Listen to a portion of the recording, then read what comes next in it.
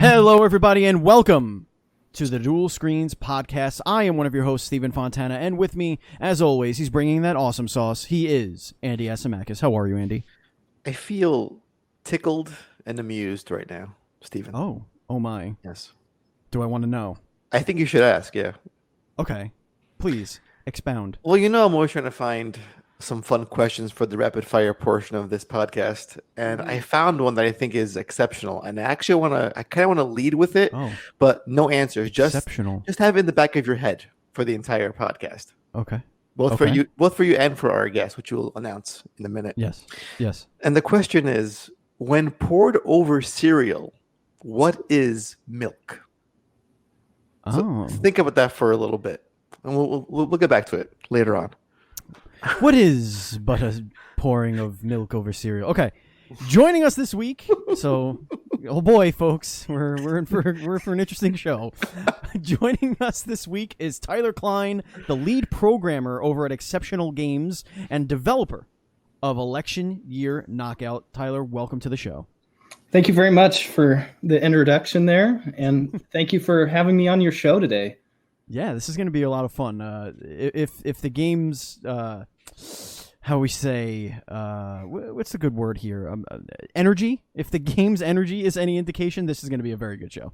I'm very excited for this one. For those of you that are new to the Duel Screens Podcast, this is an interview show where we bring on an industry guest to tell us their story and to discuss their latest project. Everyone in the gaming industry, be it a programmer, an artist, a voice actor, doesn't matter. They all have a story to tell, and we want to be their platform to do so. The show posts each and every Thursday for your listening pleasure on your podcast service of choice, including our home, podbean.com, and our YouTube channel, youtube.com/DuelScreensTV. And you can find everything we do at duelscreens.com. That's DUEL screens.com. Tyler, I get to punch some of my favorite and not so favorite politicians right in the mouth in Election Year Knockout. But that really doesn't do the game's description justice. Can you tell our listeners what is Election Year Knockout? Of course.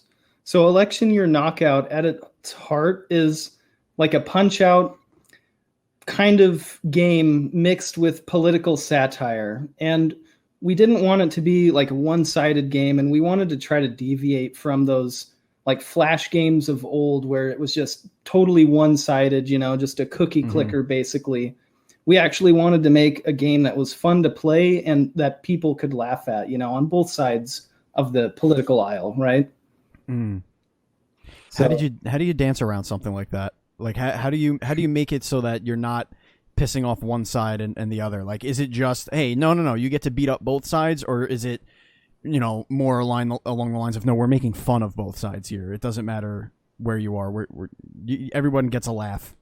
Yeah, and I think it's a fine line between making fun of everybody, right, and pissing everybody off, right? So you're totally right. Welcome to Duel Screens.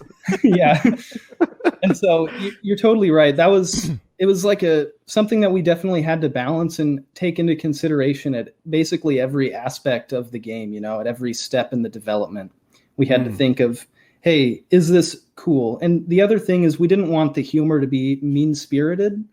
We didn't want to just like take individual jabs at, pun intended there, at a person, at a person's like persona or who they actually are as a person. We just kind of wanted to make fun of the ideas that people have about these people and kind of what they are, I guess. I think it's more like they look like they're memes about these people have been brought to life in a lot of ways. Yeah, exactly. And that was a big inspiration, is like the Jeb Bush memes, when that was actually the first character that I created. It's the first character you encounter in our game, Jab Bush. He's based on Jeb Bush, and he's the Glass Joe of our game, right? That's awesome. And he was the first character that I actually worked on and created working at Exceptionull Games here for this game. And so I think that really does capture that idea that we were going for, like bringing those memes to life. And even one of his quotes, as you knock him down, he says, "Don't meme this," as he hits the mat. So one of the things about political I guess humor would be the category here, is that it's always changing. It's always dynamic. Like when you look at Saturday Night Live, or you look at Stephen Colbert or The Daily Show or any of those shows, they are literally writing as things are happening. Like things just happen in real time, and then that evening show, they have jokes about it and stuff like that. So video games take a long time to make. So how did you balance what's current and what's relevant about these political caricatures and what's not, and like what's going to kind of stand the test of time while this game is being developed? Well, and that's another thing that was really challenging. The game has been in development. I've been personally working on it for about 18 months, and Exceptionull Games has been working on it for a few months prior to me joining. So I think that really that was one of the hardest parts there, was trying to strike that, you know? Yeah. Do you know of any examples of like you had something done and then all of a sudden something outrageous happens and you're like, no, we need to include this in this guy in this character's lexicon, as it were? Well, to put this into perspective, exactly, like politics change so fast. When I had started, Joe Biden hadn't actually announced that he was running for president, and nobody actually knew if he was going to run. So we had that list of like Democratic candidates who were running in 2020. And then all of a sudden we're like, oh crap, Joe Biden is running. We have to add him to the game now because he's probably going to be the front runner. And sure enough, we predicted correctly, as now he's the Democratic front runner. And yeah, adding him to the game was definitely an afterthought, you know. It was these things change so fast, like you said. And there was a few quotes that these politicians have made since we started development as well that haven't added into the game, but we've wanted to add into the game because they're relevant in today's speech, you know. I think this game broke my fiance when he first saw it. I was playing earlier this afternoon, and you've replaced, or you have John McCain's ghost as the stand-in for Doc Lewis in this game. So I was like, is that John McCain's ghost? And he was just like, that's fucked up. And he just walked away from the living room. But I do like how, again, it's not about picking sides. It's more about, if we can piss everyone off, then we've done something really fantastic. Because I think that's how you unify the people. Like if you just, everyone is up for a joke at their expense. And these figures, I feel, whether you're on the left or the right, some of them say the most outrageous things, and it's super joke worthy. And especially when you look at, I think, Elizabeth Warren's character in this game, I think that one broke me the most, with her little Starbucks coffee and her little headdress with little dollar bills sticking out of it. That's awesome. We had so much fun designing those characters. I mean, there's no, one of the things that we lost over the course of I want to say probably the last 5 or 6 years has been, you know, the license to poke fun without like backlash and all this stuff. Like you have to like kind of tiptoe this line. What were sort of some of the challenges there? You know, skating that thin line of saying, okay, where's the line of this is going to piss somebody off to this is going to make, you know, them laugh at themselves kind of thing? Well, some of the like more obvious quotes that we could have used for some of the characters, we actually chose not to, because taken out of context, we feel like they can be harmful or like hurt their image, I guess, you know, and it wasn't something that we were trying to do. And so some of those quotes we allude to in the game, particularly with Donald Trump's character. Donald Trump's character. I'm so used to saying the character's name in the game now that I don't even say their real name anymore. Donald Trump's character, Donald Thump. Yeah, he I'm sure you know some of the quotes that I'm referring to, and he doesn't explicitly say them because that would, I think, piss a lot of people off. But you do allude to it because it's humorous and it's something that everybody knows about, you know? Right. So, like seeing what is it? Bernie Sanders, his little Twitter bird with a hammer and sickle for boxing gloves. Exactly. Exactly. Like it's just on the nose enough without just stating the obvious about, again, the caricature of Bernie Sanders. But again, it comes through in such a wonderful way that you can't help but laugh at it. Yeah, and as somebody who's myself, I mean, not to get into politics, but a little left-leaning, I still thought that was hilarious when the artist showed me that drawing of Bernie Sanders, and he's got the hammer on one glove and the sickle on the other for the bird. I just busted my ass off laughing. It was great. And then I read some of the quotes that he had already written into the game, like, "Oh, Bertie, I honeymooned in the Soviet Union." Like, and that's actually true. He actually did a honeymoon in the Soviet Union. Yeah. So, yeah, it's political satire has always been a thing. It's just like there's a heightened sensitivity, but if you can be goofy about it and find these these memed qualities in these characters and these political, I guess, these political characters, because honestly at this point, where is the distinction between when they're putting on a show to where they're actually being themselves? Because they're on camera now 24 hours a day with things like Twitter and Facebook and the 24-hour news cycle. It's like you're not getting real people anymore. You're just getting their scripted platform craziness, and you know they're always turned up to 11. So it almost makes it so these characters coming to life is almost like, of course they are. Like, of course this is who they are. Of course this is the character of who they are. It's like those newspapers, you know, the political cartoons in newspapers, like, except it's moving and fluid, and you could punch them in the mouth. I mean, that's really what we're looking at here. Yeah, exactly. That's basically what we were going for, right? And that's one of the reasons I think a lot of the characters look kind of cutesy and Disney, is because we didn't want to go that easy route of making them ugly, you know, to make them look bad, right?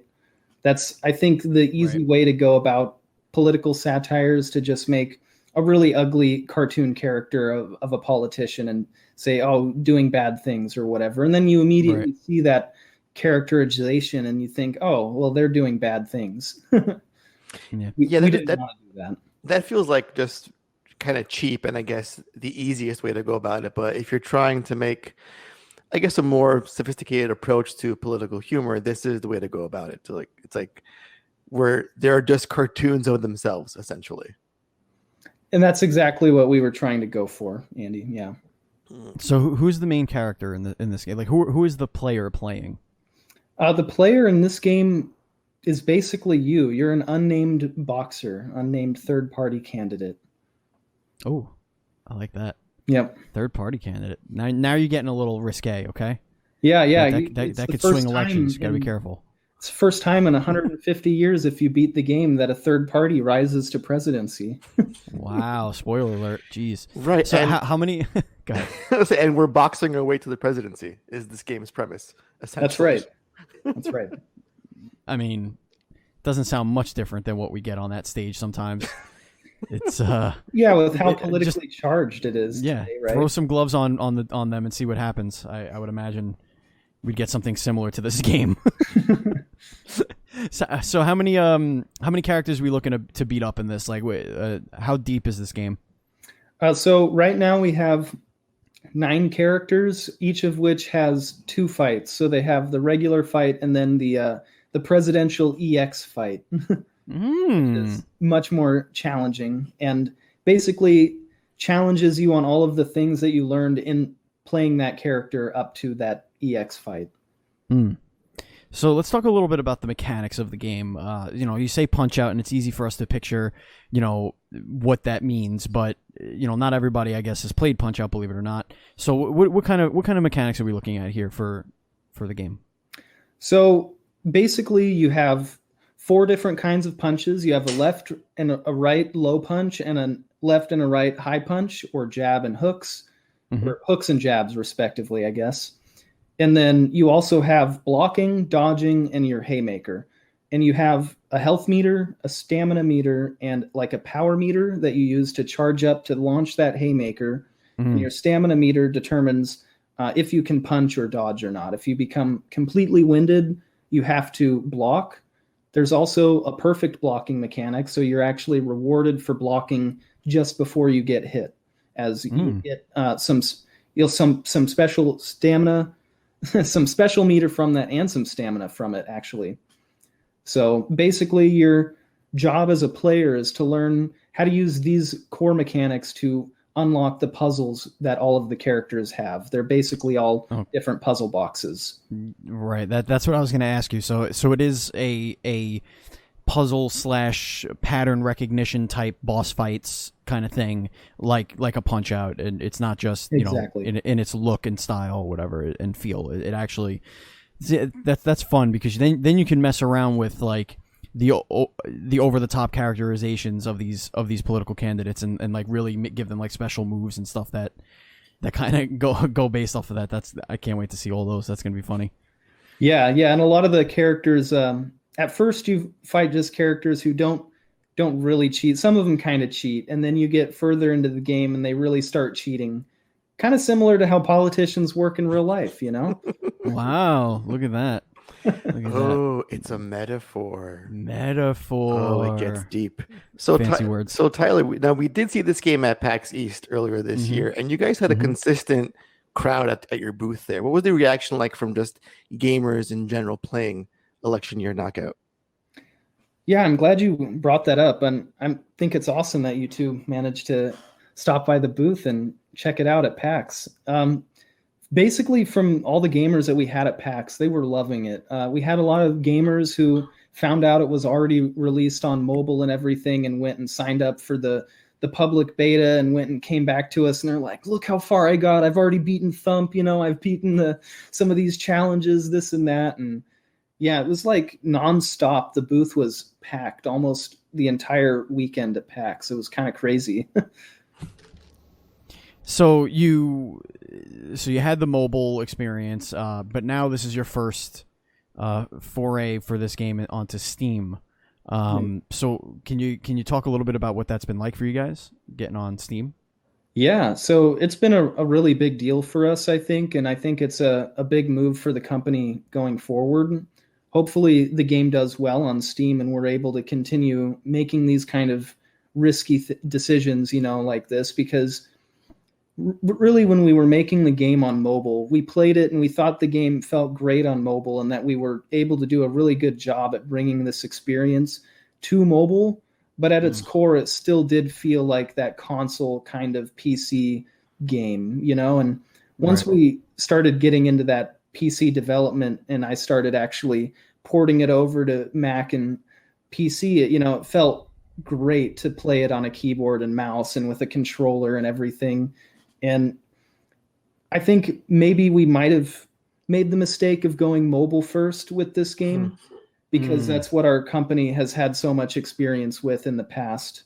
But I think that in the future, this is a great experience, if not just for the learning experience of releasing to Steam, Do you think it was a mistake to lead with mobile because of the stigma mobile has, or is it just because you think it makes a good console experience right off the bat?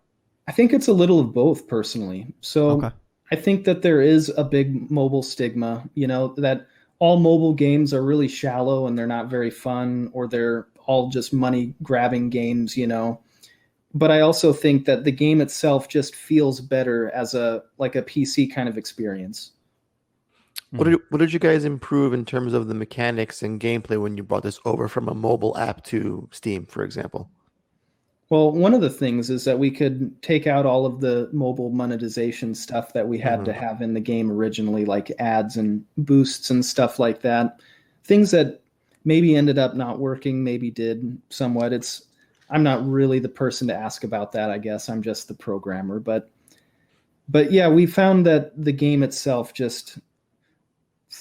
Well, so some of the things is we had the premium characters with the ad-free version.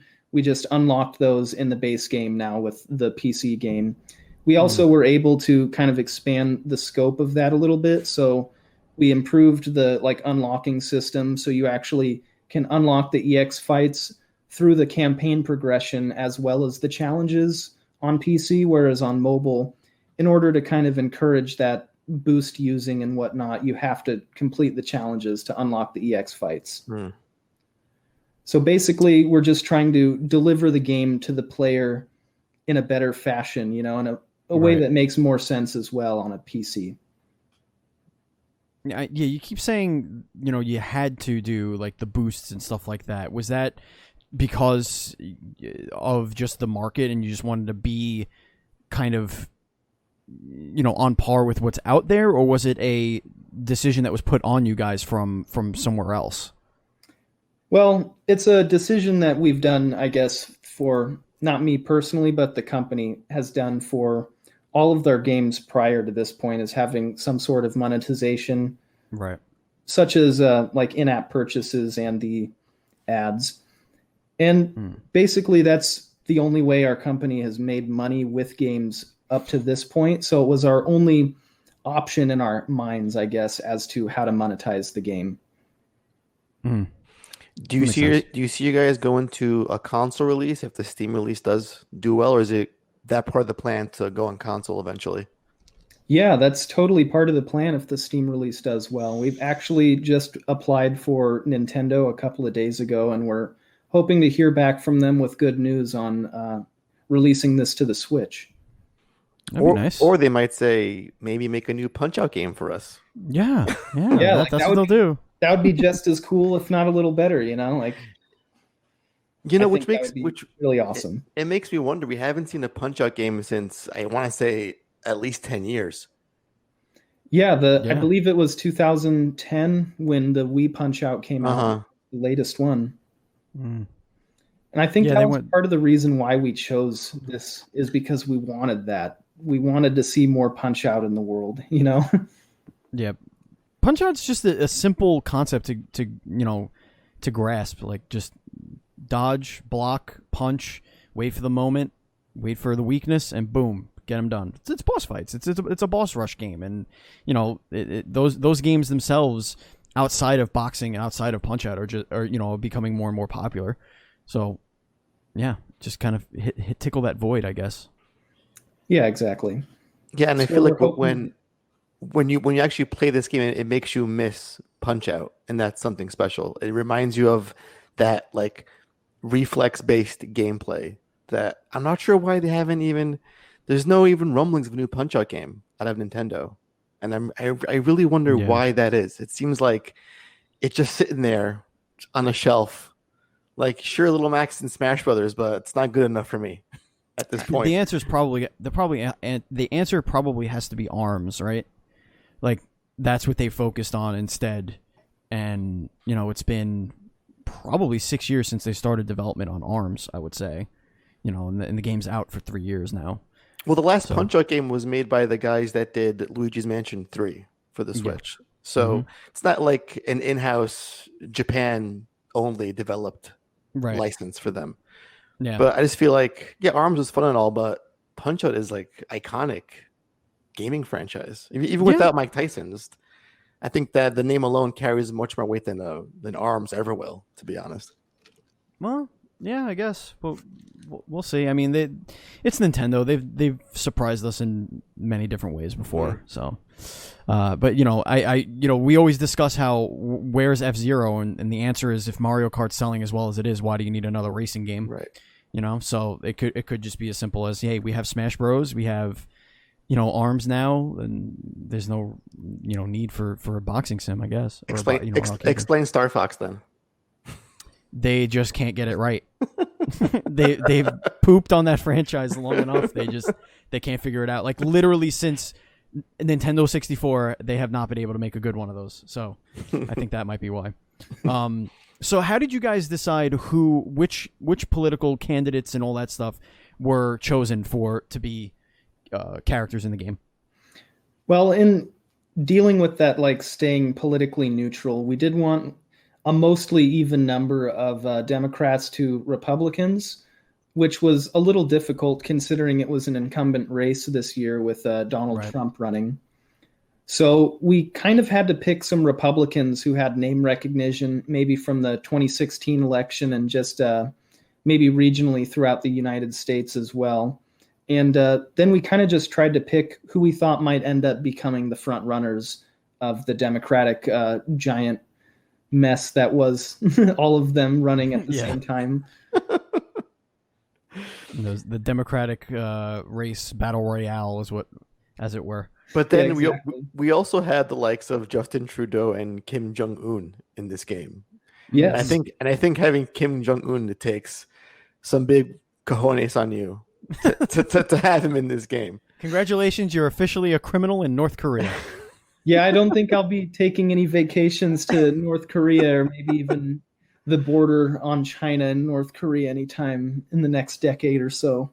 Let things simmer down for a little while. Yeah, yep. For sure. Yeah, all right, so we have a listener question here. Oh, I want to get into that. Oh yes, there was some. Please do. Let's see. This one comes from Buzz Killington. Oh, Buzz. Oh, Buzz.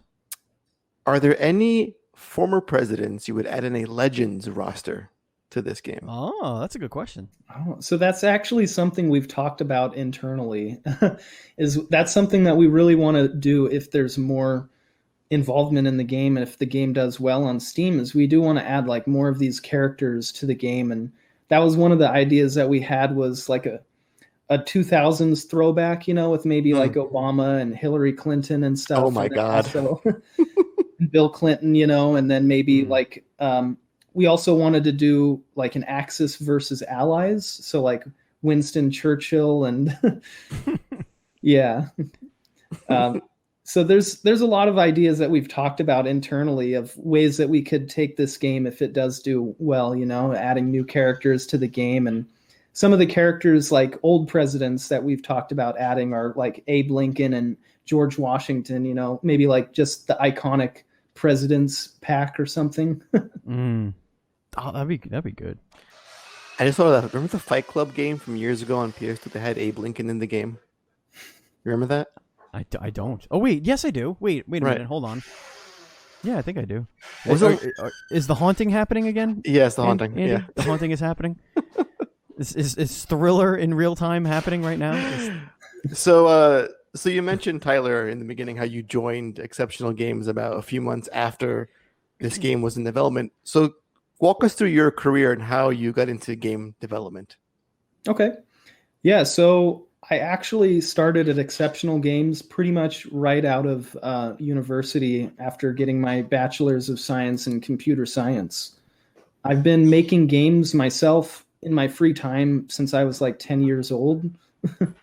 Never really of this scope or magnitude or anything like that. I've never spent 18 months of, well, that's not entirely true. I've spent about 2 years of development on a personal project of mine. And so, yeah, that's basically all my experience in game development, is everything I've done at Exceptionull and then all the stuff I've done in my free time leading up to it. And then, of course, my bachelor's degree. What drew you to game development? Like, were you a fan of gaming as a kid, or just that was part of, you were in computer science, then you went into, maybe I can have this go into a game development career? Yeah, so I kind of have always wanted to make games. I love the idea of like world crafting and crafting like lore and the history and stuff like that, and character development and building and everything like that. So ever since I was a kid, I've been like drawing and writing and designing worlds and stuff like that on paper and in my head, and sometimes on a computer as well. So it was just kind of natural for me, I guess, to want to go into game development as I got older. What kind of games did you grow up playing? Like, what were your go-to franchises or genre of game? So personally, I like simulation games and role-playing games. So one of the first games that I remember playing, according to my mom, I was playing this back when I was 2 years old, was the very first Roller Coaster Tycoon game. Hell yeah. So those are the kind of games that I kind of grew up on, are like Roller Coaster Tycoon, Zoo Tycoon, The Sims, the Elder Scrolls games, StarCraft, Warcraft, a lot of those kind of games, Diablo. A huge, So you- huge so you- Blizzard fan. It sounds like. Yeah, you kind of got the gamut there. But a 2-year-old playing Roller Coaster Tycoon, that I doubt That I was seems very good if impossible. I was playing it. yeah, maybe just drag like clicking and dragging like the pre-made coasters or something like that, because I could barely build the coasters now, and I'm 33, so yeah. Yeah, I mean, that's cool. sometimes going back to it, it's hard to. It's like, oh, now that I actually know how to play the game and what I'm trying to do, it's like, oh crap. Well, now this coaster is not exciting enough, or it's too nauseous for this excitement level. Damn it. The 62 loops are too much. Too Yeah. much. Exactly. People are dying of old age before they get finished with the ride. Yeah, I used to do that. I used to make the giant coaster that goes around the whole park. Miserable, making people just vomit all the time. Yeah, it was great. Yeah, they get off and they want to leave the park. I don't need a bathroom. I don't need food. I need my car, and I need to get the fuck out of here. Mine were just death traps when I designed my Of course. my theme parks. Yeah, I spent a lot of time as a kid just picking up the peeps and then dropping them into the water and watching them drown. I don't So know you why. had a Sims graveyard also, I guess. Yeah. Oh, yeah. Just a bunch of ghost Sims running around. Yep. Oh, I'm just going to remove the door. I'm annoyed with this sim. Oh, now they're trapped in this bedroom. Oh well. And It would be interesting if they just start digging through the ground to try and get out. Like Right. They just start freaking out. pounding on the wall. Let me out. I just love how your mom was like, "Oh, you're really good at this game." Now I think he has homicidal tendencies when he's drowning all these peeps in the water. I don't know if she ever actually watched me play the game. She That's also fair, let and me also probably good. Yeah, Right, she yeah. also Probably let a me good have thing. Grand Theft Auto 3 when I was 10 years old, so Interesting. she Wow. definitely Okay. didn't watch the games that I played. No. Yeah, my parents really weren't into knowing what I was doing either. But but 10? No, I wasn't 10. Probably a little bit older than that. But good lord. So how did you get involved with the team here? How'd you come on board? Yeah, so one of my friends from back in elementary school and beyond was friends with a current employee at Exceptionull Games, and so he told my friend that they had an opening, so I applied because I was looking for work now that I was soon to be graduated. I hadn't quite graduated yet.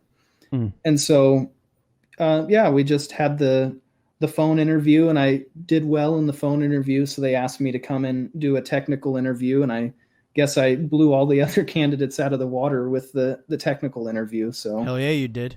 you got that technical prowess and expertise. That's right. It also made me it also helped in my advantage too when the other programmer who had started this project left Exceptionull Games, and I had to take over the lead programmer position.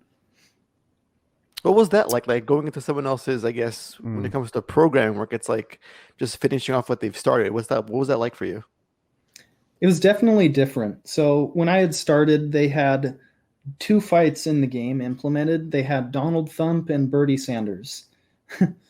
So Perfect.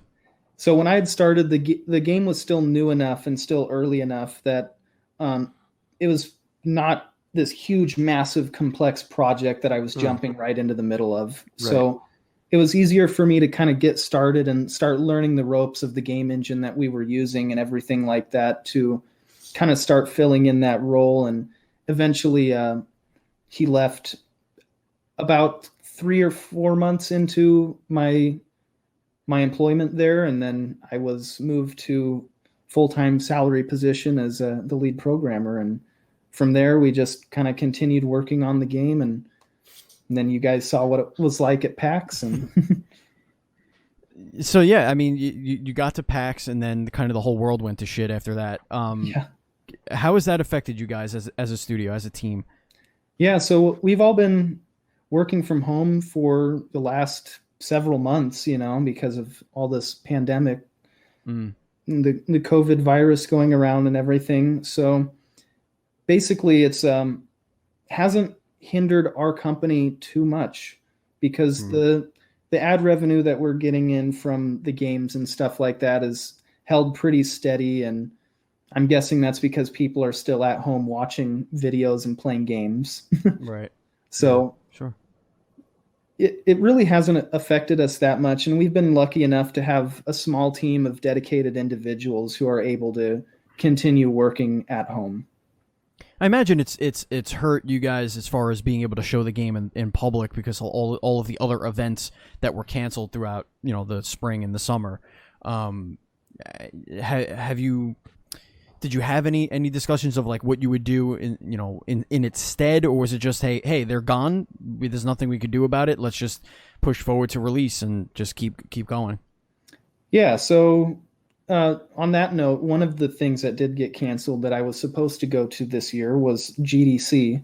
Mm-hmm. So that was canceled due to COVID, and then the PAX West we were planning on showing our game at as well, the new PC version and everything, but that ended up also getting moved to like an online only showcase. So right, yeah, we've submitted our game for that as well, and we're hoping that we can get into the PAX online showcase at least.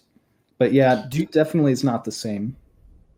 Go ahead, Andy. I was gonna say, how is that going to work with PAX Online? Is it just showing just like a trailer of your game, or because you lose that interactive component with an online showcase? Obviously, how is that going to work for you guys?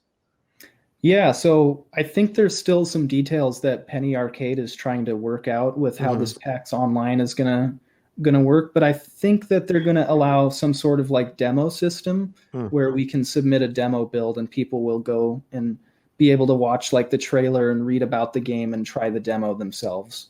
At least that's how I hope it'll work. Yeah, us too. Yeah, and I hope it works better than what Steam did, because that was borderline impossible to find what the hell we wanted to actually try. That was kind of a pain in the ass. So, yeah, so hopefully it's just as simple as here's the page of the games this day of PAX, online. Here's like 12 games. Click it. Oh, you want to play it? Okay, click this thing. I don't know. You'd think that we got the whole online, downloading games thing down with all the different storefronts that we've had to learn from, all the different programs you can use, all of that stuff. But no, we haven't learned anything, apparently. Just putting barricades in front of barricades in front of barricades. But it's been really sad to we've talked to since PAX probably a dozen, maybe more, developers, and just seeing how things kind of really a lot of course correction had to happen very, very quickly. And nobody can really prepare for something like this. Nobody could say, hey, it's literally getting the rug swept out from under your feet, especially if you were a game that was coming out in, April or May or, early June, where you kind of needed that little extra boost to kind of get your game in front of people, the finished product in front of people. Have you heard from any of your, cohorts in the industry, any other people that kind of had to course correct or whatever? Like, what's it been like for inside the industry, as it were? So I don't have a whole lot of friends or anything like that in the industry, but from what I've been gathering, there's been a lot of basically layoffs. There's been a lot of furloughs. There's been a lot of furloughs and stuff like that, as well as these companies have kind of had to wind down their development of a lot of these games. And I know that a lot of deadlines for games have been getting pushed out, and like release dates, even for some of the AAA games, have been pushed out a little bit because of all this stuff. So it is unfortunate, Now I know you guys are, they primarily did mobile, and this is the first kind of PC situation, but and you're thinking about Switch and all that stuff. But have you? What's your excitement level for next gen coming at the end of the year? Oh, well, me personally, I'm a PC gamer all the way, but I am definitely looking forward to some of these new consoles just because of the new technologies that they always bring, even to the PC industry. The PC games start coming out and they're like, oh, well, now we have to look way better than these next gen consoles. So right. Yeah. It's always about looks with the PC. It's always about the looks, so shallow, you PC gamers. The master race, bruh. Yeah, I get it. I get it. I don't. I'm a console boy all the way, so I don't kind of get that. I don't get that culture of PCs the best. Sorry. No, it's definitely not the best, and it's definitely not the most affordable either. You know, so if Well, you that's want for sure. Yeah. gaming, you'd go with console all the way. Right. So what's next for Yeah. you guys? What's on the docket? I mean, now it's the Steam port coming out tomorrow as this recording actually. So good luck on that. It's gonna be a Thank huge you. hit, I think. What's next for you guys? Well, kind of just watching the Steam release, making sure there's no really critical bugs or issues that we have to fix in that launch week and everything like that, because basically that's every game ever, right? Mhm. Yeah. So we're definitely anticipating there to be some minor hiccups or whatever. We've done all the testing and everything like that we can. So, And hopefully the Switch thing, comes to fruition, and then that could be your next little project for the next couple of months to kind of get that going and up and running. And then who knows, maybe this thing comes to console for the first time around the election, or like right in the height of everything. Who Yeah. knows? that would You be never awesome, know. And Just kind of ride that momentum. That'd be awesome. Yeah, I look forward to I it. want to see it on PS5 and Series X, right when those. Oh, that's what you want? Right, You want right when those- those launch at election season. You want that 4K 60 frames per second, beautiful, listen. hand drawn If I'm- AOC. If That's what you I'm want. gonna punch AOC in the face, it's gotta be in 4K 4K, got it. and 60 Yep. FPS. And when Absolutely. she says things like, "Oh, there's just one really good line in the game that escapes me." Hold on a minute. Was it the math one? No, not about math. It was it was about putting some ice on it before she abolishes it. Got it. Yeah, that was a good one. Oh, that's a good one. that's one of her winning that. rest scene taunts, basically. So clever. So clever. So I don't, Andy. I don't want to alarm you, but we have had now a pony fighting game, and now an election political boxing game on this show. Have we gone mental? What's happening in society? What are we doing these days? You know, I don't think we have. I think we're right on point with how things should be. Now, I do want to get into the rapid fire pretty soon. Okay, yeah, But absolutely. I do want to ask one last question, and Please do. just so Tyler knows, and it's not coming from my brain. It's more of the. Yep. I'm going to assume the role of an asshole journalist. Not much comes from Andy's brain. No, that's very, very true. Because I grew up on violent games, and it didn't really affect me. I don't think it did in any way. Maybe it did. Maybe it didn't. But again, this is me being an asshole journalist right now. It's not me talking to you. Sure. Okay. When you have a caricature of a political figure, do you think that could incite violence in a sense? I don't think so, Andy. I personally, and I agree that- with you with 100%. I personally think that I think that in certain scenarios, and if done improperly, it definitely could. But I think that by changing their names, by obviously cartoonifying the violence and the characters themselves, that it does very obviously show that it's satire, and not trying to incite violence. But that is a question that we've gotten before as well. Somebody actually told us that we were committing treason because we were inciting acts of violence against the president or something, and I'm like, oh, he does that just plenty enough by himself. Because I could see the usual publication saying like, this game lets you punch AOC in the face. It encourages violence. Yeah, exactly. And I'm just like, yeah. Can we stop with this? It's not how it's supposed to be.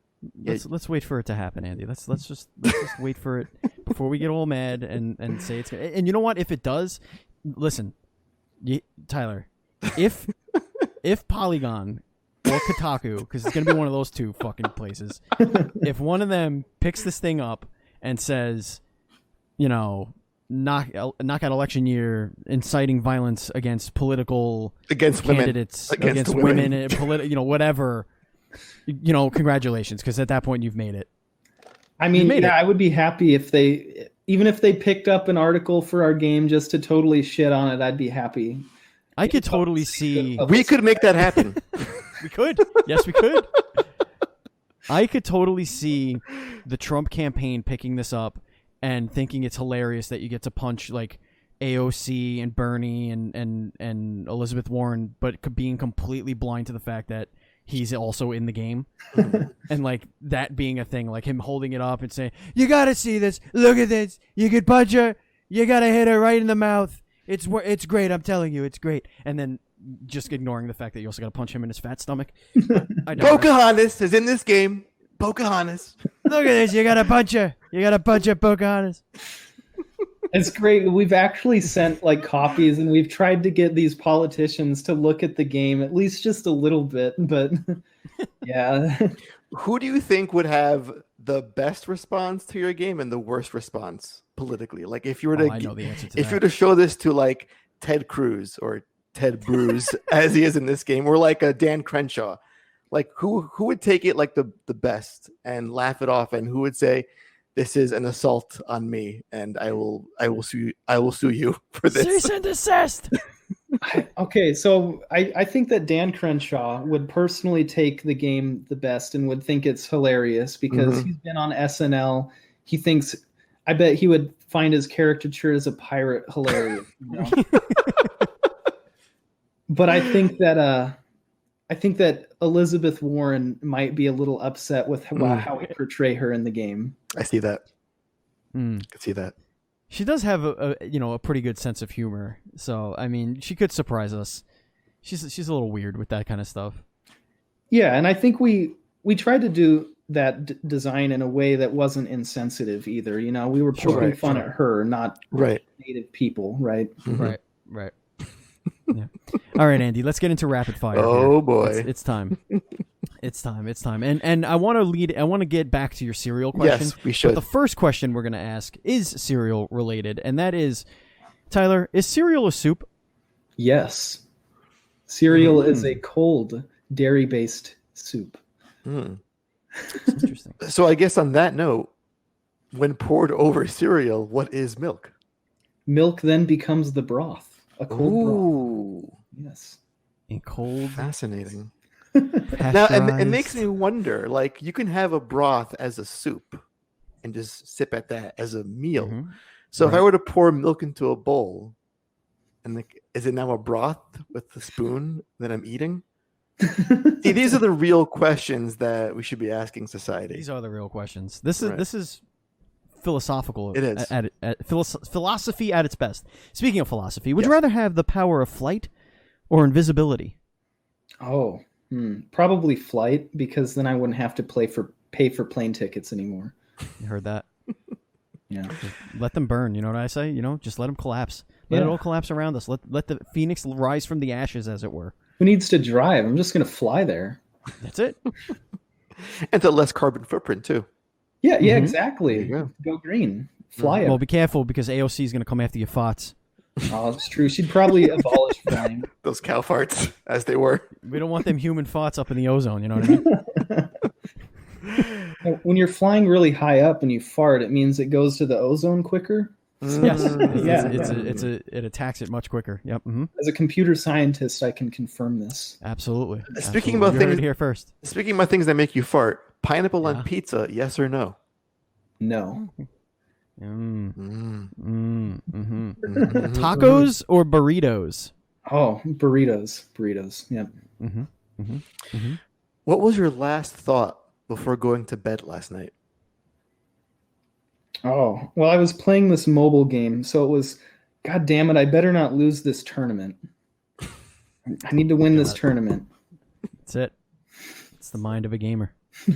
Growing up, which end of the console wars were you on? Oh, growing up, I was totally a console gamer. You know, I had a PlayStation 2, an Xbox, a GameCube, Xbox 360. You had them all, huh? Yeah, PlayStation 3. You know, I had the Nintendo DS, the Game Boy Advance, the Game Boy SP, the Game Boy Color. So yeah, I was totally console gamer all the way growing up. You were a console agnostic, as it were. Yes. Very good. Cheap plug. Go check out Platform Agnostic Podcast. That's a friend of the show. Go ahead, Andy. Your question. If you had the power to shrink anything and take it with you, what would it be? Also, I can only shrink one thing and take it with me? Just one thing and take it with you. Oh. Like it's a one-time use situation. Like here's the shrink ray. Oh, that's tough. Here's like the shrink particle, and you could attach how it to one small? Can I shrink it to like whatever size I want? Yes, whatever size you'd like. thing. Oh yeah, Okay. you could go subatomic. You need to go subatomic. What are we doing? We saving the world? What are we The doing? quantum realm, baby. Let's do it. All right, it would probably be like a planet or a star or something that I could compress and then like harness all the energy out of. That is the nerdiest fucking answer, and I love it. Wouldn't it keep its density love and just become space. and just basically Sorry. fall through the planet? What was that? Wouldn't it, like if you were to do that to a planet, wouldn't it just retain its mass density and just fall through the planet? I mean, yeah, like scientifically speaking, it would totally Yeah. gravitationally speaking. If I compressed a star into the size of a softball, our planet would be fucked. You'd be Totally ripped to shreds. screwed. All right. When you're putting on your sneakers or shoes at the start of your day, which foot do you put on first? Oh, I don't think I actually check. I think I just kind of slip my feet into the shoes. So I learned today that I do the left first. I'll have to. I have to See, think these are- about it. these I are think things it you're is the just not left aware first of, right? for me too. Usually, Yeah. yeah. You go on the 'Cause you right. gotta get. Are you righty or lefty? I'm right-handed. Yeah. Okay, yeah. See, that's why I do that, because I gotta get you gotta get your finger in the heel with the strong arm. You need your strong arm in there. That's right. Go ahead, Andy. Would you rather invent something new or discover something new? Oh, that's probably discover. Honestly, yeah. Expound. Well, a new scientific discovery can basically create decades or centuries worth of scientific inventions and discoveries as well. So, like a single discovery can lead to dozens and hundreds of breakthroughs, basically, whereas a single invention can also do the same thing. I just think it's maybe statistically less likely to. I don't really know the stats on that. So speaking of discovery, would you rather discover a new dinosaur or a new planet? Oh, new planet all the way. Yeah. Yep. What would you name it? I love space, so I know I'm doing a follow-up question, and that's typically not allowed in rapid fire. No. What would you name your planet? We'll allow it. ooh. Tylopia. I like it. Good one. See, I was going to ask you which video game character do you most relate to, and I think it's the Space Core from Portal 2. That's what I'm getting right now. Are rats cute? Rats are totally cute. I actually had a pet rat as a kid. You kind of nailed that one right on the head there, Andy. I know. you knew that. Do you have a PI investigating our guests beforehand? Is that what's happening? Is that where our budget goes? Has given me some very ample time to do things I normally wouldn't be doing. I understand. So let's leave it at that. I understand. Thumbsticks, offset, or what do they call it? Offset, or PlayStation or Xbox controller, essentially. I forget what they call it. Oh, I like the feel of an Xbox controller. So, definitely Xbox controller. If you were allowed to ask one question at the first presidential debate for 2020, what would it be? Why did you lie? Just to this is for both. It seems like an open-ended question. It's like, who wants to take it? It applies to both of you. Here's our first question for both candidates. Why did you lie? So they ask about what? Everything. No, you leave it there. Pick one. You leave it there and let them think about it. Now, I had a question. Now that just threw me off completely. Let me think. Let me think. What the hell was it? Shit. No, I don't know. Damn. Andy, you got another one? Oh, sure. Here we go. Give us a non-inspirational quote. Yes, non-inspirational. Non-inspirational quote. Mm-hmm. Don't worry if you fail. Everybody fails sometimes. They also do it sometimes too. Okay. I like that. When you are taking a selfie with your phone, how are you holding it? Landscape or vertically or portrait? Oh, portrait. Yeah, I usually hold it using the front-facing camera. You know. Landscape? Are you a fucking serial killer? Oh, here we go. Landscape? Here we go. The fucking fireworks are starting. What is happening in New York? What's happening? Is that your next question? It's just fireworks. It's just fireworks every night. There's fireworks. I just stop it. Just stop it. Anyway, Andy, do you want to bring us home with the final question? Well, I want to ask one more. Then you can. Yeah. You know what? Let me ask one more, and then I'll bring us home. Yeah, and I'll bring us home with the last one. Okay. Who would you rather hire as a babysitter, Jeffrey Dahmer or Casey Anthony? Oh, definitely not Jeffrey Dahmer. I'm not as familiar with Casey Anthony, so. Well, that was a terrible thing. Right. She was the one that the kid, was her kid, or I think it was her kid, disappeared, didn't report it for 3 days, went to a bar, went to hang out, and then reported the kid missing later on. And it was a kind of a disaster. Not good with kids. Let's just put it that way. Right. Jeffrey Dahmer also not good with humans. So Jeffrey Dahmer ate people, right? Yeah. Right. Oh, he yeah. did. Yeah. He wanted them to become part of him. Mm-hmm. Speaking of sociopaths, here's our final question. And it's probably the most important question you've ever been asked in your entire life. Oh. That's right. More important than any question we've asked here. More important than any question that you've ever gotten on a job interview. The census? Nay, nothing. Nothing is more important than the question you're about to be asked here. 40. And I want you... What's that? 42. Close. Oh. Close. Darn it. Close. The question is, Andy or Steven? Oh, both. I mean, it's a dual screens. You want to party. I like it. I like the cut of your jib, sir. I like the cut of your jib. And that brings us to the end of the show. This was a good one, Andy. This was a good one. Tyler, you were excellent. Thank you. This was a very good show. Thank you so much for having me on your show. Absolutely. Folks, when we're not interviewing awesome game developers, Andy and I also have the Duel Screens Gamescast, which posts each and every Monday and records live on Sundays on twitch.tv/duelscreenstreams.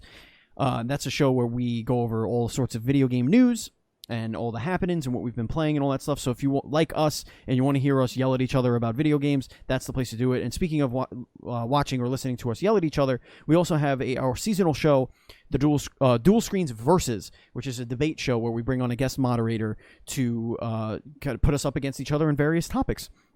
And that posts on Fridays whenever we have a guest mod to come over and record it. We have 2 episodes left. So head over. It's on the same channel. You don't have to subscribe anywhere else. Where you're listening to this, you could also listen to all those shows. So just go back and download old episodes, give us a listen. And if you're listening on Apple Podcasts, please consider giving us a review because it helps the show out tremendously. The more reviews you get, the more eyes can potentially see the show. So please, if you're listening on Apple Podcasts, please give us a review.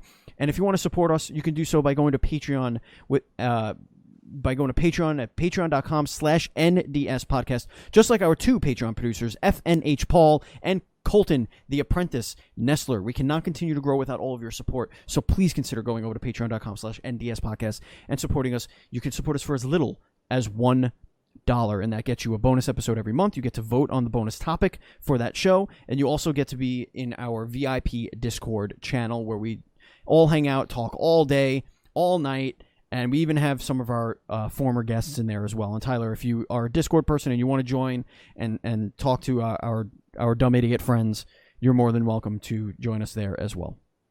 Awesome.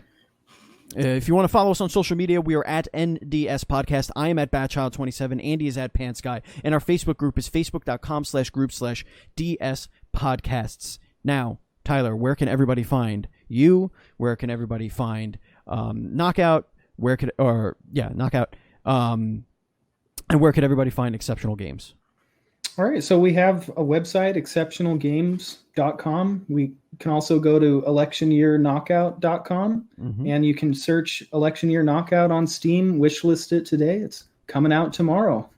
That's right. It's going to be already out by the time our listeners get this. So go out there, go support. If you want to laugh and you want to have some challenging, engaging gameplay, some fights, some tough fights, go ahead and do it. Andy? Before we say our final goodbyes, is there anything you want to tell our listeners? Well, I had one really good thought for this game, and I think it's a bit of a genius move. Before you fight Donald Trump, press secretary fight. Because I'd love to punch Sarah Sanders in the face. Right in the face. Right in the mush.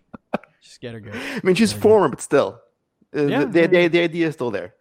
And she's also a formidable opponent, for sure. For sure. Yeah, she would be the gatekeeper, wouldn't she? Yes, she would. That's it. And that is going to do it for the Duel Screens podcast. Thank you, Andy. Thank you, Tyler. It has been a pleasure. And as always, please be excellent to each other.